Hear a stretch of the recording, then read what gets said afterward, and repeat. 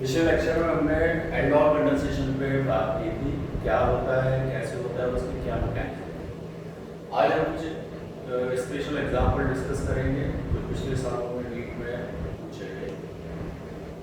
उसी एल्डोल के क्रम को आगे बढ़ाते हैं। आज हम बात करेंगे एल्डोल। देखिए दो तरह का होता है, एक होता है सिंपल एल्डोल और एक होता है क्रॉस एल्डोल। क्रॉस एल्डोल की बात थोड़ी देर में करेंगे, अभी हम बात करेंगे सिंपल एल्डोल और सिंपल एल्डोल।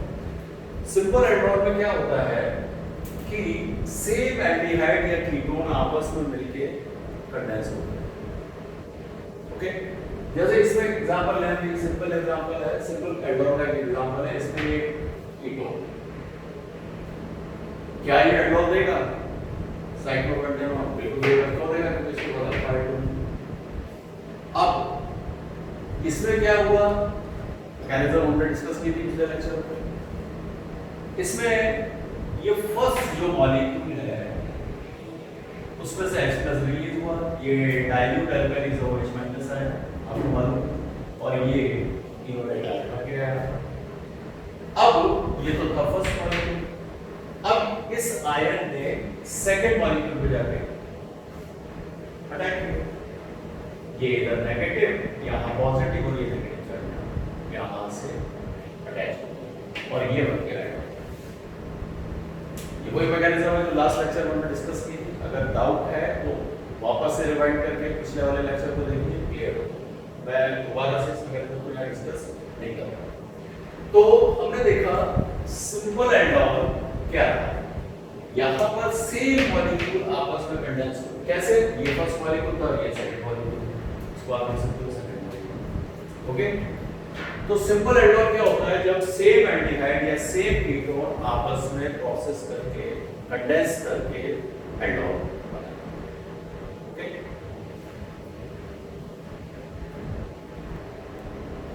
अब हम बात करेंगे क्रॉस एल्डोल।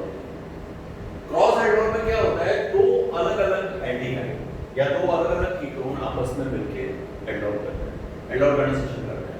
अच्छा, एक एल्डिहाइड और एक कीटोन भी हो सकता है। अब देखिए, जैसे ये एग्जांपल मैंने लिया है, इसमें एक ये एल्डिहाइड है, ये कीटोन है। ये दोनों डाइल्यूट NaOH की प्रेजेंस में आपस में फ्यूजन करेंगे, कंडेंसेशन करेंगे, और हमें कितने प्रोडक्ट मिलने वाले हैं? यहाँ पे 4 प्रोडक्ट मिलने वाले हैं। सिंपल एल्डोल में क्या होता था?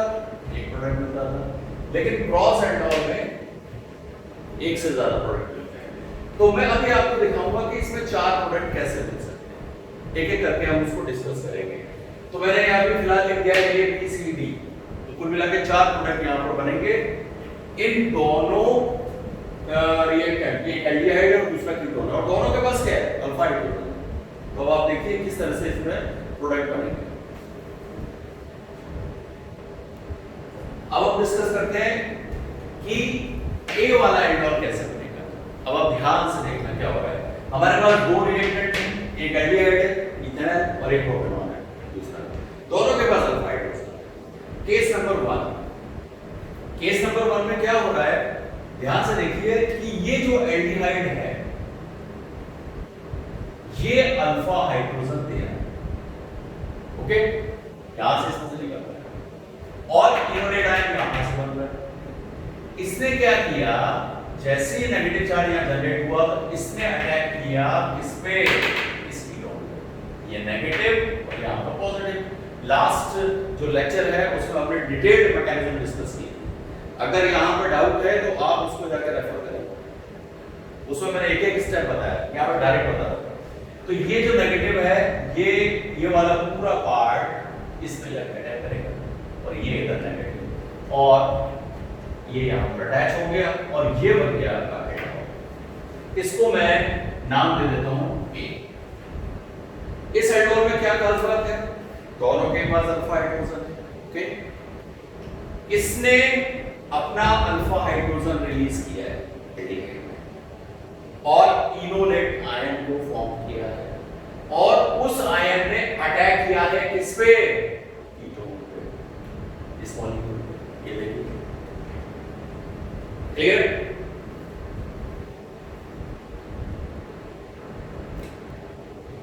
अब हम एल्डोल B की बात करें। देखिए एल्डोल ए में अल्फा हाइड्रोजन किसने रिलीज किया था? एल्डिहाइड। अब एल्डोल बी में अल्फा हाइड्रोजन रिलीज कौन कर रहा है? Ketone, acid. यहां से अल्फा हाइड्रोजन रिलीज किया एल्काइल की प्रेजेंस में। फिर से रिपीट कर रहा हूं, कोई न्यू स्टूडेंट है जिसने पार्ट 1 नहीं देखा है तो इस पार्ट को ना देखें, पार्ट 1 और 2 को पहले देखें, उसके बाद इस पार्ट पे आएं। इसमें नहीं तो कुछ समझ में नहीं आने वाला है। तो पहले आप रेफर करें पार्ट 1 एंड पार्ट 2 को एल्डोल कंडेंसेशन के, उसके बाद इस पार्ट पे आएं। आई रिपीट, क्योंकि यहाँ पे डायरेक्ट डिस्कस कर रहा हूं। तो यहाँ पे इनोलेट आयन किसने फॉर्म किया? इनोलेट आयन फॉर्म किया एसीटोन। अब ये अटैक करेगा किस पे? इस एल्डिहाइड पे अटैक किया। और आगे का प्रोसेस आपको बहुत अच्छे से पता है, हम कई बार डिस्कस कर चुके हैं। ये बना एल्डोल। इस एल्डोल में क्या खास बात है? एल्डोल ए से देखिए, एल्डोल ए में अल्फा हाइड्रोजन रिलीज किया था किसने? एल्डिहाइड ने। ओके, और इनोलेट आयन फॉर्म किया था। एल्डोल बी में कौन रिलीज करेगा? कीटोन, ये दूसरा वाला। ओके, और इस इनोलेट आयन ने अटैक किया है किस पे? एल्डिहाइड पे, और एक दूसरे तरह का एल्डोल। ओके, तो हमने अभी डिस्कस किए, एल्डोल ए फॉर्म हो गया, एल्डोल बी फॉर्म हो गया। अब हम बात करेंगे एल्डोल सी और डी की।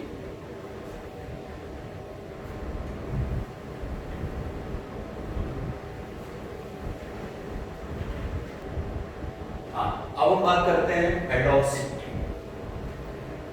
ओके, एल्डोल सी में क्या होगा? ये सेल्फ कंडेंसेशन करेगा। अब एल्डिहाइड आपस में ही कंडेंसेशन करता है। ये बिल्कुल वही एग्जांपल है सिंपल वाला, पहले डिस्कस कर चुके हैं। यहां पर एक एल्डिहाइड एक मॉलिक्यूल ने H+ निकाला, यानी अल्फा हाइड्रोजन रिलीज किया, इनोलेट आयन बनाया, और उसी कंपाउंड के दूसरे मॉलिक्यूल को उसने अटैक किया, और ये एल्डोल है C। ओके, तो ये तीसरा कंपाउंड आपको यहां पर मिला। इसमें क्या हुआ? फिर से रिपीट कर रहा हूं, एक ही मॉलिक्यूल के एक ही कंपाउंड के दो मॉलिक्यूल ने आपस में कंडेंसेशन किया है, और ये कंपाउंड। ओके, इसी तरह से डी वाला क्या बनेगा? अभी बता देते हैं। इसमें एक ही मॉलिक्यूल, यानी मॉलिक्यूल नंबर 2 दूसरा है जो कीटोन है, इसके दो मॉलिक्यूल आपस में कंडेंस कर रहे हैं और डी फॉर्म हो जाएगा।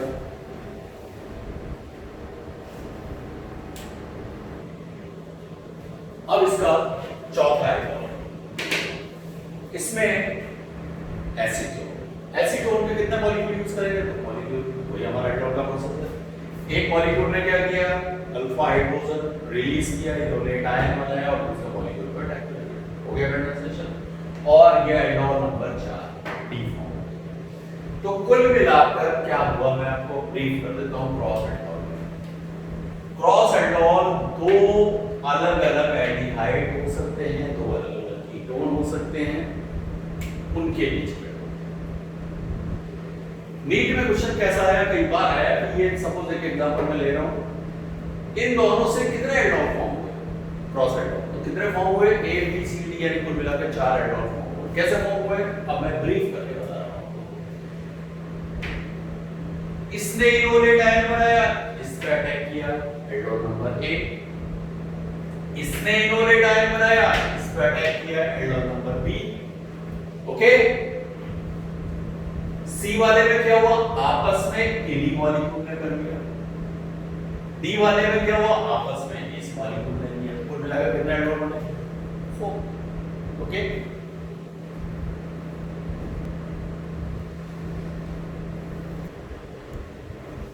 अब हम एक ऐसे एल्डोल कंडेंसेशन की बात करेंगे। देखिए, बेसिक रिक्वायरमेंट क्या है, बार-बार कह रहे हैं शुरू से लेक्चर नंबर 1 से, मैं फिर से रिपीट कर रहा हूं। किसी स्टूडेंट ने अगर लेक्चर नंबर 1 और 2 नहीं देखा है तो इस वाले लेक्चर को ना देखें, पहले उसको देखें, वहां से अपने कॉन्सेप्ट को डेवलप करें, फिर इस लेक्चर को करें।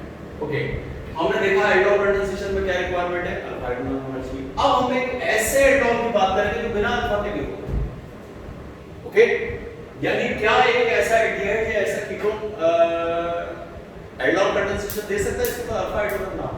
देखिए, इस केस में क्या है, यहां पर मैंने दो मॉलिक्यूल, एक एसिटाइलेट और दूसरा फॉर्मेल्डिहाइड। ओके, अब आप देखिए यहां पर तो अल्फा हाइड्रोजन है, ओके, लेकिन यहां पर अल्फा हाइड्रोजन प्रेजेंट नहीं है।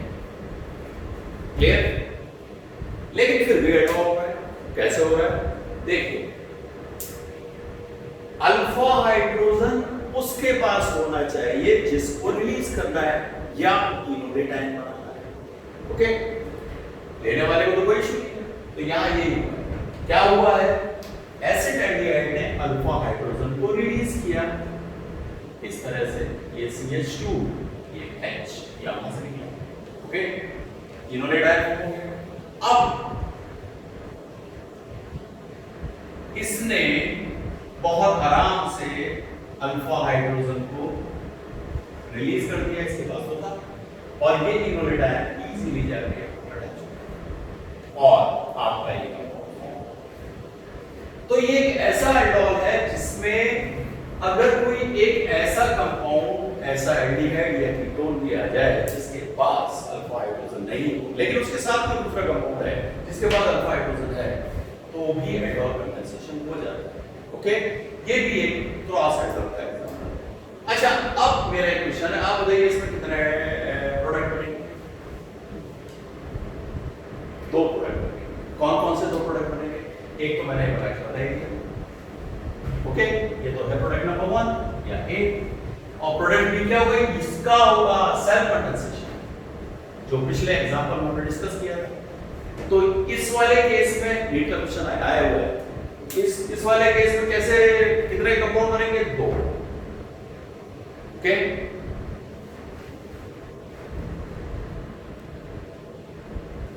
अब हम बात करेंगे intra molecular aldol condensation. Intra, एक इंटर था, एक इंट्रा था। इंटर पिछला डिस्कस किया था हमने, जो दो अलग-अलग मॉलिक्यूल के बीच में एल्डोल कंडेंसेशन होगा। यहां एक ही मॉलिक्यूल के अंदर ही अंदर एल्डोल कंडेंसेशन होगा। ओके, और इस तरह से ये एल्डोल होगा। कैसे होगा मैं जरा समझाता हूं। इंट्रा मॉलिक्यूलर एल्डोल कंडेंसेशन के अंदर क्या होता है? 2 कार्बोनाइल और अल्फा हाइड्रोजन प्रेजेंट होगा। ओके, जैसे इस कंपाउंड की बात करें, इसके अंदर एक CO ग्रुप यहां पर है और एक CO ग्रुप यहां पर है। ओके, और इनके पास क्या है? अल्फा हाइड्रोजन भी। तो एक कार्बोनिक कंपाउंड के पास वाला अल्फा हाइड्रोजन रिलीज होकर इनोलेटाइन बनेगा और उसी मॉलिक्यूल के अंदर वो अटैक करेगा। और खास बात क्या है, ये जो एल्डोल बनता है ये साइक्लिक बनता है। ओके, इंट्रामॉलिक्यूलर एल्डोल कंडेंसेशन में साइक्लिक कंपाउंड फॉर्म होता है। कैसे फॉर्म हो रहा है देखिए ध्यान से। यहां पर इस पूरे कंपाउंड में यहां से अल्फा हाइड्रोजन रिलीज हुआ, बताइए आपको। अगर डाउट है तो प्रीवियस वीडियो रेफर करें, मैं बार-बार कह रहा हूं। यहां से निकला हुआ H-, ये एल्डोल बन गया। यहां पर मैंने बना के दिखा दिया है, ये कार्बोनिल कंपाउंड का ये नेगेटिव और ये पॉजिटिव। ओके, ये रिलेशन हो गया। अब यहां से नेगेटिव चार्ज है यहां पर इसी मॉलिक्यूल में, विद इन द मॉलिक्यूल, ध्यान रख देते हैं आप, इसी मॉलिक्यूल में ये अटैक होगा। Okay, partially positive charge generate हुआ है कार्बन पे, यहां नेगेटिव चार्ज है, ये नेगेटिव चार्ज वाला जो आयन है किस तरफ शिफ्ट होगा? ऐसा जैसे ये हुआ तो अभी जैसे अच्छा, इसका मैं तो आप लोगों को तरीका बता दूं। क्या तरीका है? जहां पर इनोलेट आयन है वहां से नंबर काउंटिंग करना शुरू करो। 1 2 3 4 5, कहां तक? जिस कार्बन पर अटैक हो रहा है। ध्यान देना, ये बिल्कुल सिंपल है। मैं एकदम सिंपल तरीका बताता हूं आपको इंट्रामॉलिक्यूलर एल्डोल कंडेंसेशन। अब आप इसकी नंबरिंग कहां से स्टार्ट करेंगे? जहां से इनोलेट आयन फॉर्म हुआ उस कार्बन का नंबर होगा। ओके, 1 2 3 4 5, और उस कार्बन का काउंट करेंगे जिस पर अटैक होना है, यानी दूसरे कार्बोनिल कंपाउंड के कार्बन। तो कुल मिलाकर कितने कार्बन हो गए इसमें? 5। अब आप ध्यान से देखो, ये पहला वाला कार्बन अटैच होगा किससे? 5 से। जब पहला वाला कार्बन 5 से अटैच होता है, रिंग बनती है, सिंपल रिंग बना, ये वाला। और मैं इसमें नंबर दे देता हूं 1 2 4 और ये 5 ये नंबर देते हैं। ओके, अब ध्यान देना, ये फर्स्ट कार्बन जो है उस पे वास्तव में क्या था, नेगेटिव, इसमें यहां पर इस पर अटैच है, ये सब कार्बन है। ओके, फर्स्ट कार्बन पे क्या अटैच है, CH3CO ये वाला अटैच है। फिफ्थ कार्बन के पास क्या है, माइनस, यहां से यहां आएगा तो साइकिल बनेगी, ये बनेगी साइकिल। रिपीट, फिर से बता दूं, ध्यान देना, बिल्कुल सिंपल है। जहां इनोडेड आयन है उस कार्बन को काउंट करो, नंबर 1 2 5 3 4 5 और वहां तक काउंट करो जहां तक जिस कार्बन पे अटैक होना है, यानी दूसरा कार्बन निकालो। ये 5 हो सकते हैं, 4 हो सकते हैं, 6 हो सकते हैं, कोई फर्क नहीं पड़ता, उतने की ही रेट बना दो। यहां भी नंबर दे दो, कहीं किसी भी एंड से कोई फर्क नहीं पड़ता। बस ये ध्यान रखो 1 पे क्या अटैच था, ये सीधा CH3 डबल, ये मैंने अटैच कर दिया। फिर पे क्या था, माइनस, और आगे का प्रोसेस आप जानते हो, ये बन गया है H प्लस आया, दिस इज दैट। हीट कराया, कंडेंसेशन हुआ, क्या निकलेगा, ये वाटर मॉलिक्यूल यहां से निकला, और यहां पर क्या आएगा, ये यहां पे व्हाट आएगा, this is intramolecular heat.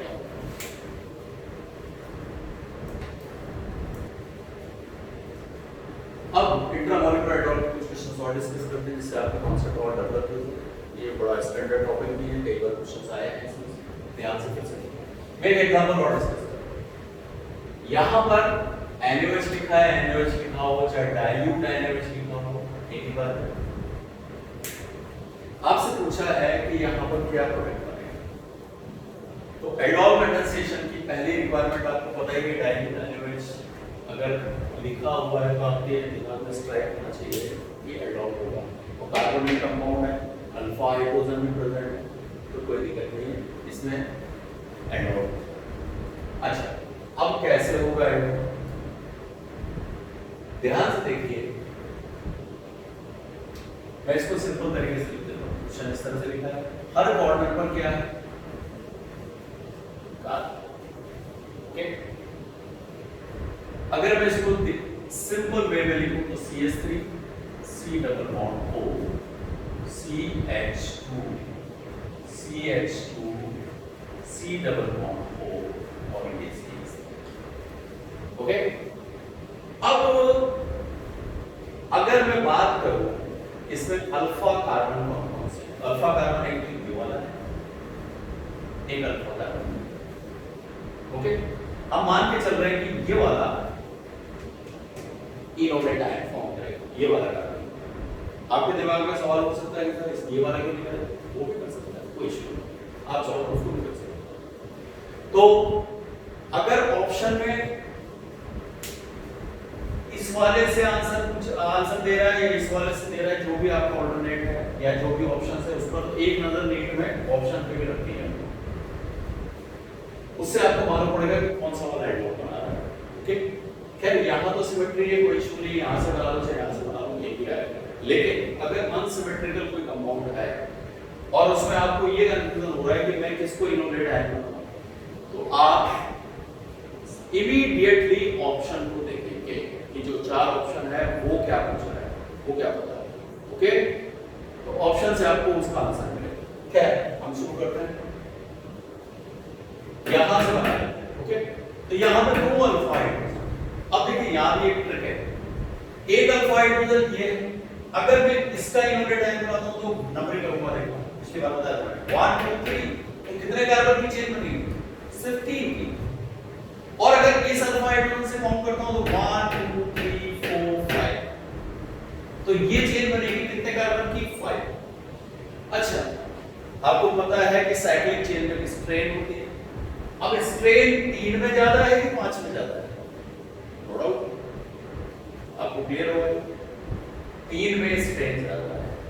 3 carbon की जो साइकिल है वो सस्टेन नहीं करेगी या लेस स्टेबल, तो इनोडेड आयन कहां से फॉर्म होगा, यहां से, ताकि उसकी स्ट्रेन कम हो जाए और 5 कार्बन के रिंग बने।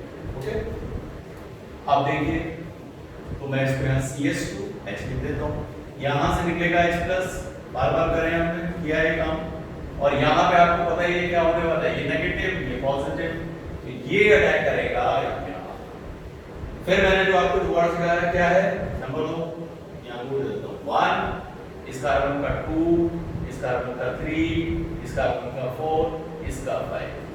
ओके, सिंपल 5 कार्बन का साइकिल बना दो, ये बना दो, कोई दिक्कत नहीं है, कुछ नहीं सोचना है, सीधा 5 कार्बन का साइकिल बनाना और एक गैप पकड़ लेना।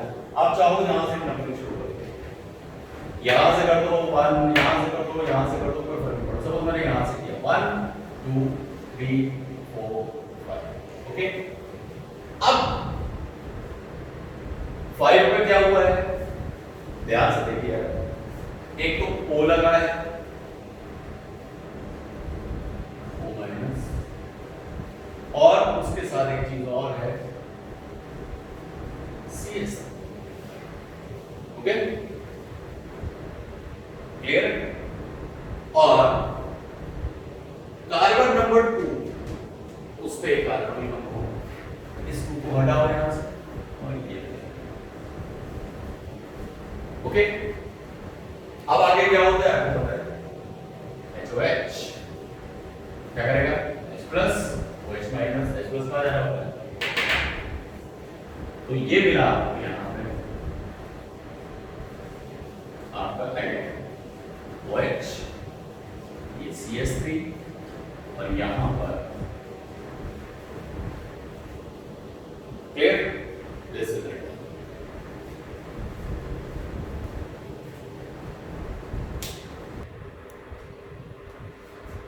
एक और एग्जांपल डिस्कस करते हैं, यहाँ पे भी आप देखिए, इसको भी मैं सिंबल में भी लिख देता हूँ, CS3 C double bond O CH2 1 2 3 4 5 6 2 3 4 5 6। Okay, फिर से वही 2 अल्फा हाइड्रोजन, अगर हम इसको काउंट करते हैं तो 1 2 3 4 की चेन बनेगी, और यहाँ से करते हैं तो 1 2 3 4 5 6 की चेन, 6 इज मोर स्टेबल, हमने यहाँ से इसका यूनिट आया फॉर्म। ओके, प्लस माइनस और ये इधर नेगेटिव, अब ये इधर अटैक करेगा। ओके, फिर से वही काम मैंने क्या बताया, नंबर दीजिए 1 2 3 4 5 6, इमीडिएटली 6 की चेन बना, ये 6। ओके, अब कहीं से भी हम नंबर दे सकते हैं, हमने सपोज यहाँ से लिया 1 2 3 4 5 6। ओके, 6 पर क्या सिनेरियो है, ये मैं डायरेक्ट बना देता हूँ, यहाँ पर क्या बनने वाला है OH। अब तो काफी एक्सपीरियंस हो गया, कितने सारे नंबर हम डिस्कस करेंगे, और सेकंड नंबर कार्बन पर यानी, तो ये आपका हो गया। अच्छा, अगर इसको हीट करने से आपको हीट लगाया तो यहाँ पर ये आता है, अगर हम इसको हीट करेंगे तो यहाँ से ये